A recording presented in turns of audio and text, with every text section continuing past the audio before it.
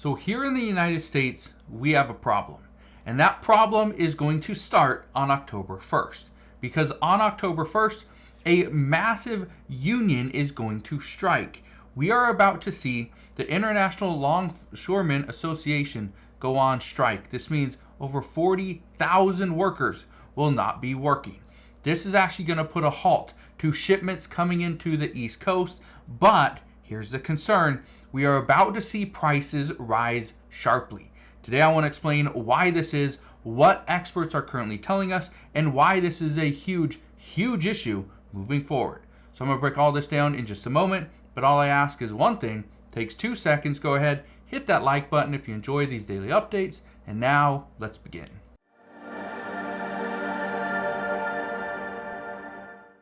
So if you are not preparing now, then you may be a little bit late. Here's the reason why. It says port workers from Maine to Texas are set to strike on Tuesday. Expect shortages and higher prices. Now, here's where things get very interesting.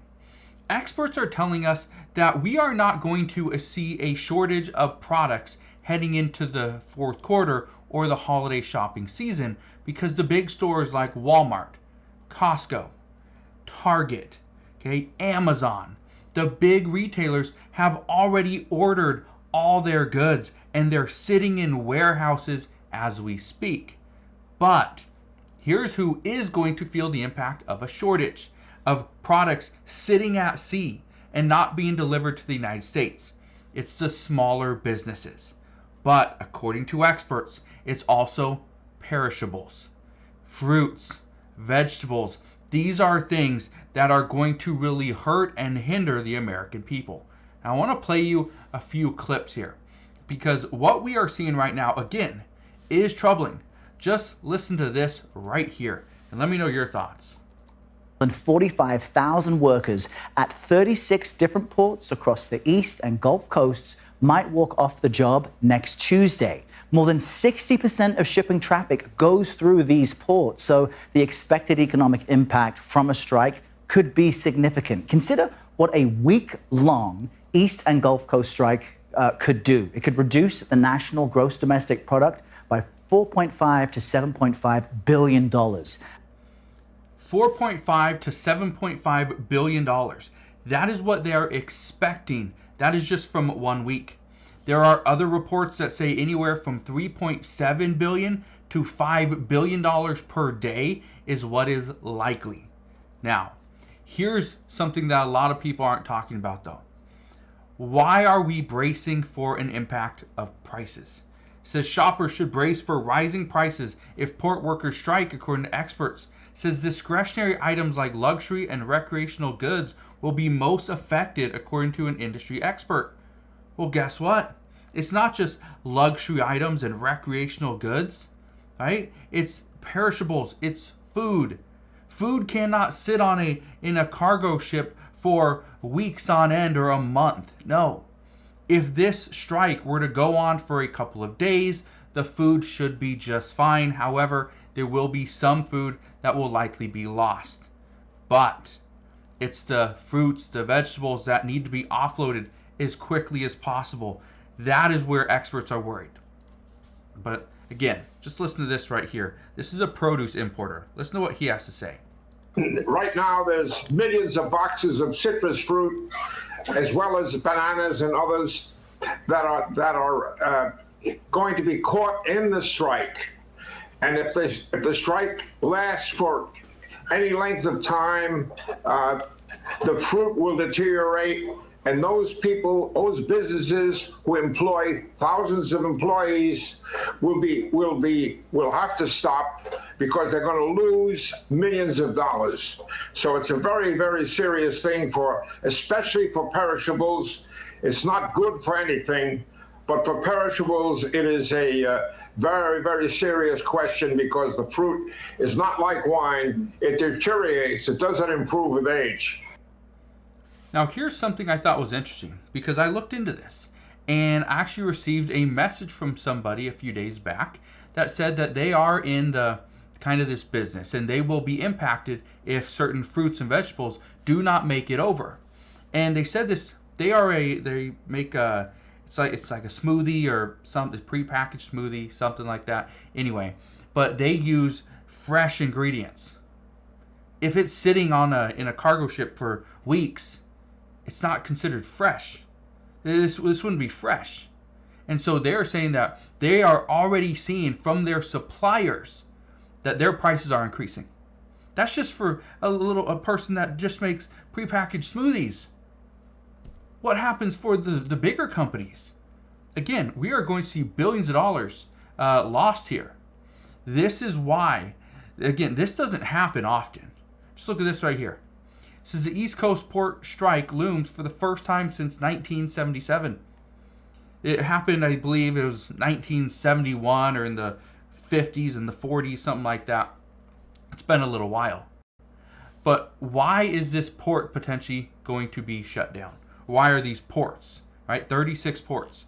Well, here's what they're asking for. Okay, a lot of people are wondering, why is this potentially happening? Well, look at this. It says union workers at ports in the East Coast and Gulf Coast earn a base wage of $39 an hour after 6 years on the job. That is significantly less than their unionized West Coast peers, who make $54.85 an hour, a rate that will increase to $60.85 in 2027. That does not include benefits and overtime. It says assuming a 40-hour work week, West Coast port workers are making more than $116,000 a year versus $81,000 for their counterparts in the East. It says the ILA's initial demands included a 70% wage hike over a 6-year contract, with the labor group arguing that the increased pay would make up for the surge in U.S. inflation in recent years. But that was not the only thing. This is a big one. It says, yet the differences are not only over pay.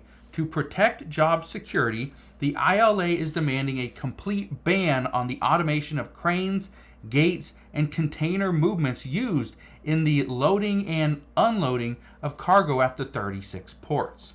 Now, you're probably wondering, well, what automation are they even talking about? Well, let me play you this clip right here and just listen to this, but also watch what is happening. These are drones. Containers are lowered onto trailers, and within seconds, those trucks drive off. They know where to turn, where to drive, and where to drop off their cargo. They even yield to each other when one crosses in front of the other, and there are no humans in sight. Four-wheel steering. These are cool. This person says these are cool, right? Warehouse automation. Well, what's crazy about this is this video shot, a little over a year ago. We have seen these for several years. This is actually in the Port of Los Angeles, where they are using automation. They're using AI. Cranes are picking up these boxes, putting them onto these little vehicles, and they're moving them to wherever they need to go. It doesn't require a worker. There's no laborer there. So guess what? They are starting to get rid of jobs and cutting these jobs for automation.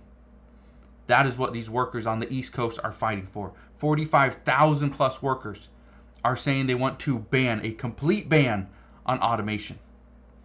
Well, some people are going to say, well, this is really good. This is really going to benefit the workforce.